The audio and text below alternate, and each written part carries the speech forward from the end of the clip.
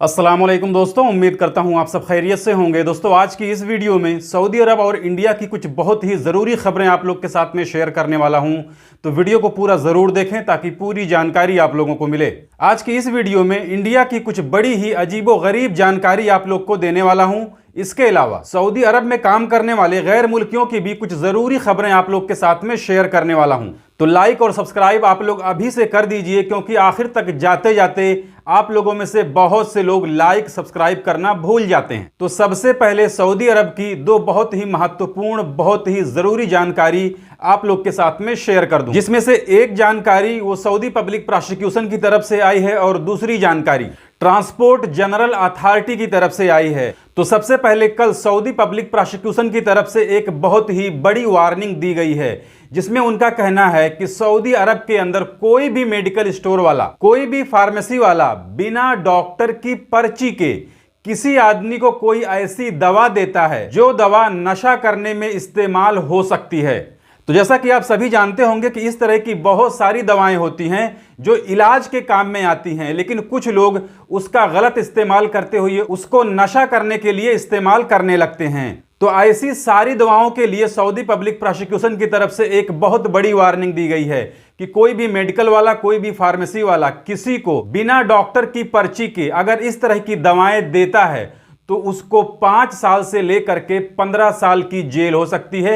इसके अलावा उसके फार्मेसी का लाइसेंस भी रद्द कर दिया जाएगा। इसके अलावा एक और बड़ी ही खतरनाक वार्निंग ट्रांसपोर्ट जनरल अथॉरिटी की तरफ से डाक सेवा को लेकर के आई है, यानी पोस्टल सर्विस को लेकर के। इसमें उनका कहना है कि डाक से यानी पोस्टल से या कुरियर से आने वाले सामान की या फिर उस पार्सल के ऊपर मौजूद ग्राहक की जानकारी के साथ छेड़छाड़ करने पर 35,000 से लेकर के 2.5 लाख रियाल तक का जुर्माना लग सकता है। यानी जैसे हम और आप कोई सामान ऑनलाइन जब मंगवाते हैं तो उस पार्सल के ऊपर हमारा आपका पता लिखा हुआ होता है, उस पर हमारा कॉन्टेक्ट नंबर लिखा हुआ होता है। तो इस जानकारी का गलत इस्तेमाल अगर कोई कुरियर कंपनी या फिर कुरियर कंपनी का रिप्रेजेंटेटिव, यानी जो आपको आपका सामान आपके घर पे लाके देता है, वो आपकी निजी जानकारी का अगर गलत इस्तेमाल करता हुआ पकड़ा जाएगा, या फिर आपके कुरियर के अंदर आपके पार्सल के अंदर जो चीज मौजूद है उसका गलत इस्तेमाल करता है, तो उस पर 35,000 रियाल से लेकर के 2.5 लाख रियाल तक के जुर्माने की बात कही गई है। इसके अलावा एक बड़ी ही अजीबो गरीब और बड़ी ही खतरनाक अपडेट इराक से आई है, जिसे आप स्क्रीन पर देख सकते हैं। इसमें बताया गया है कि इराक के अंदर कोई महिला घरेलू झगड़ों से परेशान होकर बंदूक को अपने पेट पर लगाकर अपने 14 साल की बेटी से उस बंदूक का ट्रिगर दबाने के लिए बोल दिया, और उसकी बेटी ने बंदूक का ट्रिगर दबा भी दिया, जिस वजह से उस महिला की मृत्यु हो गई और फिर बाद में उस 14 साल की बच्ची को हिरासत में ले लिया गया। इसके अलावा वीडियो की शुरुआत में जो आप लोगों ने 2-3 छोटी छोटी वीडियो क्लिप देखी है, अब उसके बारे में बात कर लेते हैं। तो देखिए, इसमें से एक वीडियो क्लिप वो लंदन की है, जिसके बारे में खबर आई है कि लंदन के एक टनल के अंदर किसी ट्रेन के अचानक रुक जाने और ट्रेन के डब्बों से धुआं निकलने की वजह से उस ट्रेन में बैठे सारे यात्री घबरा गए, पैनिक हो गए, जिस वजह से आप देख सकते हैं कि बाहर से उस ट्रेन का गिलास तोड़कर यात्रियों को वहां से निकाला जा रहा है, क्योंकि इतने सारे लोग अगर दरवाजे से निकलने की कोशिश करेंगे तो इस भगदड़ में हो सकता है कई लोगों की जान भी चली जाए। इसके अलावा एक दूसरी वीडियो आप स्क्रीन पर देख सकते हैं, जिसके बारे में बताया जा रहा है कि ये वीडियो क्लिप यमन की है। पिछले दिनों सऊदी अरब के जैसे ही यमन के अंदर बहुत ही भयंकर बारिश हुई थी, जिस वजह से दर्जनों घर क्षतिग्रस्त हो गए थे, और इस वीडियो क्लिप के जरिए यह अंदाजा लगाया जा सकता है कि यमन के अंदर भी काफी भयंकर बारिश हुई थी। इसके अलावा अब बात कर लेते हैं इंडिया में फ्लाइट के अंदर होने वाली कुछ घटनाओं के बारे में। तो सबसे पहले बांग्लादेशी एयरलाइंस विमान को लेकर के